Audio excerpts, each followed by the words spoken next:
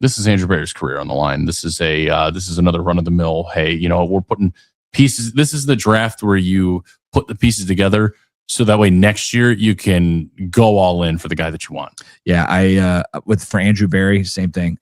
He has to prove that last year wasn't a fluke. He's got to land at least 4 starters. Doesn't matter offensive, defense. He has to land 4 starters. That's going to be more important than his win-loss record this year. 100%, without a question. Yeah. Without a question. And then for the Browns' future, they're 2 or 3 years away from being another 2 or 3 years away. If they fail. Yeah. That's funny you said that. I put this as a 10 out of 10 as far as important for the future. They're either going to nail 4 starters and be ready to either win with Shador or draft a quarterback next year, or they're going to be in complete fucking rebuild. It's going to be trading the Justin Gilbert, Johnny Manziel draft class all over again. Oh God, that would be fucking terrible. That was one of the last times, like 6 years. Yeah, that's exactly this draft class. Yeah, and it's unfortunately not the talent or showcase to do so with. All right, guys, we're going to get into the mock drafts. If you're still listening, we appreciate it. Jake, you've been awesome tonight. Appreciate all the comments. Hopefully, you're telling all your friends and you want to join the podcast. We'd love to have you on in the future. All right, we're going to get into Will's mock draft. So Will's mock draft this year, a little bit. This is 5.0. This is a hope prayer. This is definitely not going to happen. But part of this was a couple of big trades. And I'm going to pull it up here. Oh, God, I can barely see it. God, what the hell? This looked a lot better on freaking screen. Number 6, I took Jeremiah Love just because I knew Ed would love me if I did that. I took Jeremiah Love at number 6. Number 24, I traded that away. That was done in a deal with the Cardinals, I believe, which actually netted me Marvin Harrison in the trade, as well as a future second round pick. So traded my first, got Marvin Harrison and a future second. Number 39, I drafted Anthony Hill, linebacker out of Texas. Love it. Great pick. I love that pick, dude. I keep finding myself making it over and over again. And I was him, Josiah Trotter, Jacob Rodriguez for me at the 39 spot. Yeah, I think he's going to be, got great size, great blitzer, just going to be awesome. Number 70, I'm back with Zachariah Branch. Let's see, Zachariah Branch at number 70. I can't even read that. 81. Darrell Jackson Jr. out of Florida State. This dude is just an ultimate run stopper. I think the Browns need run stopper, and I think he's fantastic. Okay. 6'6", 330, 335, 86-inch wingspan, bro. This guy's got like 35-inch long arms.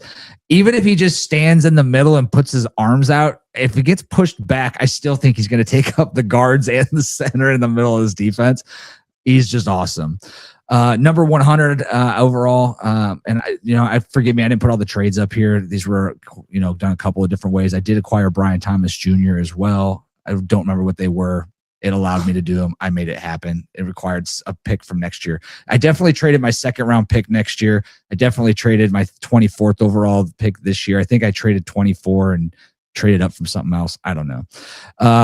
Number 100, Malik Muhammad, Texas cornerback, had like a 59% QBR against him when teams targeted him. He was like the least targeted quarterback or cornerback in college football last year. Made quite a few big plays. Big hitter, got good frame too. I want to say he was 6'1", 205. 107, Malachi Fields. I've been hot on him from the start. I know he doesn't have the speed. He actually has speed similar to our boy Carnell Tate, but he's got a 6'4", 220 frame and great catch radius. 146, I did a special on him a couple of weeks ago. I think you've actually got him in your mock tonight. Markel Bell, left tackle out of Miami. If this dude's there in the 4th round, he's a no-brainer for me. Same thing later that round. I've got, good luck pronouncing this, Falui Fayomomi, tackle / guard out of Wake Forest, 35-inch arms, 6'5", 315, 330, somewhere in that range. I'm just looking for depth at this position and hoping that I could develop one of these guys into being a future left tackle. Mm-hmm. Both of them play the position. We talked about our poor man, Sonny Styles. He was there again at 206. I took Eric Gentry out of USC. Dude, 6'6", 6'7", 205. I think he's a special teamer. I don't think he's going to be anything special. But then again, when you're drafting this late in the round, doesn't matter. You're kind of just hoping something sticks. I'm just hoping I get a guy who makes the team. And then Patrick Peyton, edge rusher out of LSU, actually spent some time at Clemson, decent pass rusher. So this is my ultimate dream mock draft 5.0. If it even happens, if any of it happens, I really think that the idea of drafting or trading for a Brian Thomas and a Marvin Harrison Jr. If I'm Barry, I am trying to make that happen. I mean, we've been on this since the start. You've been hounding this trade to happen for a while. These have got to happen. Both these teams have been rumored to be up for trades. If I can get out of there with if I can get number 24 and a future second to give up to get both those players, I actually came up with a 3-way trade where it was like I give up 24 to the Cardinals. I give up 39 to the Jags, and then the Cardinals give a 5th round pick next year to the Jags, and I give a 4th round pick to the Cardinals, something like that. And it was a 3-way trade. It worked out really well for all the teams involved, and especially us. Okay. There's risks that they're going to fail, but guess what? There's risks that every single one of these wide receivers we draft or look at are going to fail. I don't think these are going to happen, but if I'm building a Madden team, I'm starting here. Yeah. All right, let's go to Ed's mock draft. I know he didn't make quite as many trades, but you've got Caleb Lomo over there at 15. That seems to be a pick that's becoming more and more popular after the trade downs. Yeah. So the reason that it became popular after the trade down was I actually want to this here for you that I took a screenshot of when I was doing this. When I was initially doing this trade initially at 6, I was offered 6 and 39 from Dallas, or I'm sorry, we are offering 6 and 39 to Dallas for 12 and 20. Okay. It's a no-brainer. I think the value's move there. Down 6 we spots, make it. But you move up some spots. Okay. Exactly. So there, I pretty much moved back into the first round. So I have 15, 20, and 24 there. So I traded pick 12 to move down to 15 for also pick 77. So I gained an extra 3rd, and I moved down 3 spots. So at that spot, Caleb Lomo was there. He was the player that makes sense to me because I wasn't going to draft Mekhi Lemon in that spot. I wasn't going to draft. I think were they gone? Was Mekhi Lemon gone at 15? No, Carnell Tate and Tyson, I believe, were gone. Gotcha. So Lemon was available and you took the tackle instead. Yes, because then 5 spots later, I got Omar Cooper Jr. And again, I think the cornerback room, we still don't have a cornerback 3 for this. I think Brandon Sisson could fit in great from South Carolina. I mean, I did. You've drafted him once before. I think you guys have him in the 2nd round. I think he is going to move up in the 1st because I'm hearing that we could have. I heard today that 2 corners could go in the top 10. Possible. So if they do, that'll bring Brandon up. And he's actually a really physical freaking press corner, which fits this defense perfectly. Yeah, I think he's going to thrive. I think he's going to thrive in this with Mike Rutenberg. Yeah. Jacoby Lane, again, another depth wide receiver. I think this whole room needs to be completely redone, and I still like Jacoby. Good measurements. I think he's 6'4". Yeah, 6'4", 200. Yeah, lengthy kind of guy. He's a beanpole, but I think if he's just a deep threat down there, just saying like, hey, fuck it, let's throw it to him. To me, if he was a bit faster, Marquez Valdez-Scantling is who I think his NFL comp could be. Okay. Connor Lew, great center out of Auburn. I've liked him for forever now. Eli Radian, again, I'd like a tight end here. I just think a depth tight end at that point. Notre Dame. Same thing with Terry York out of Texas A&M. Depth piece. Markel Bell, I like him there at 149. He's projected like 156. Caden Curry, I love him. And you know what? For the sake of bringing a John Carroll boy, a hometown kid home, why not? Taron Montgomery, good player. I love it. Yeah, interesting couple of picks you got there. You've got the Markel Bell pick there. To me, he's like the big sleeper in this draft. I think, why not? At 6, what is he? 6'9" left tackle. 6'8". I mean, if he turns out to be half the talent he was, and like I said last time, hasn't given up a sack in over 1,000 snaps. Playing for Miami, it's not like we just talked about the gauntlet that they went up against. He could have easily given up a sack in the 4 games in the playoffs. Well, he went up against David Bailey. He went against Marvell Reese, Sonny Styles. I mean, he went through a lot of talent. Yeah, for sure. So interesting that you have that same pick there. I like that one a lot. All right.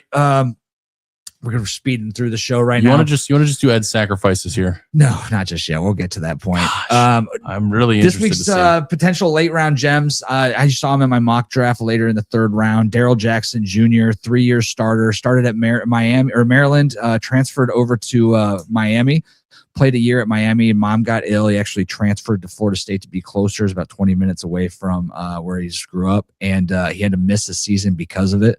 The NCAA ruled it wasn't enough of a hardship. And so anyway, he finished fucking NCAA. I know, right? Finished the last 2 years at Florida State, 81.3 PFF run grade last year.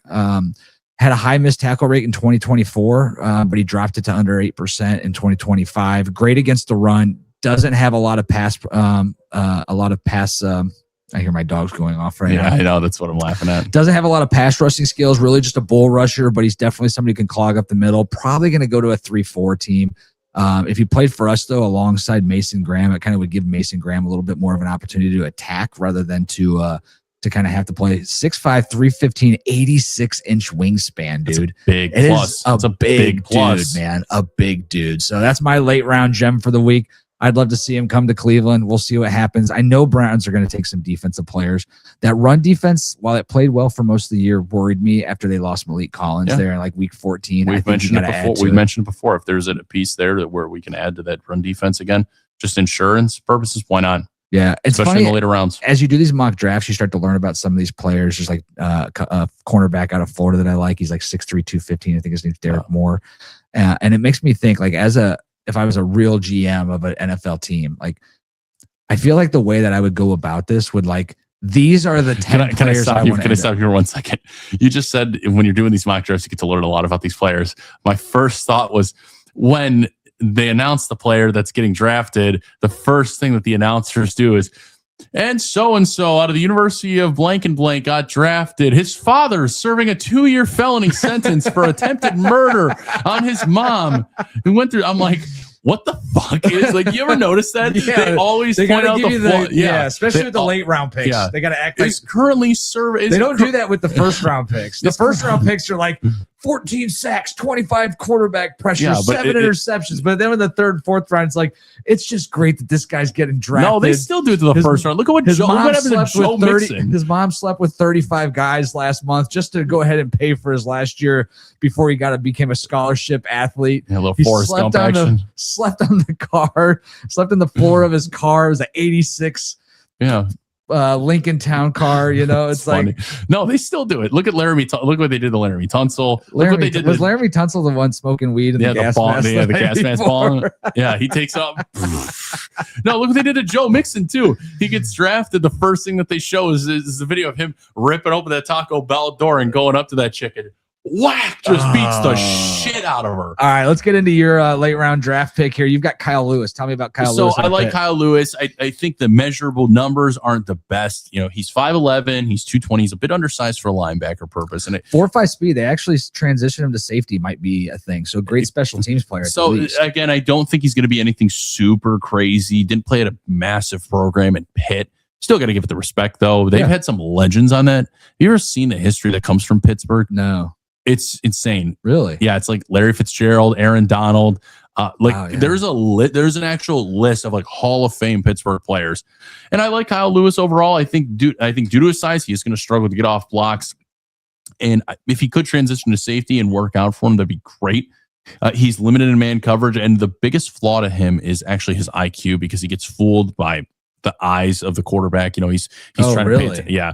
So I thought I put in here high IQ, but he might be something different. No, his IQ against plays and being even stuffed at the line are two of the biggest flaws. I definitely saw a lot with getting caught up in blocks. If he can avoid blockers in space, is put in here is where he does well. Strong ball carriers tend to drag him if he is with a high IQ linebacker coach that can actually coach him into reading defenses or reading offensive setups a bit better and not being fooled by that. Yeah. I know it's a lot easier said than done. Of course. I think it's possible. Definitely think the actual talent is there. People have him ranked either at 81 or like 150. I mean, it's right in between there. Well, we don't know what we're talking about, right? I do think that there's a lot of value in this between the second and the fourth round of this draft.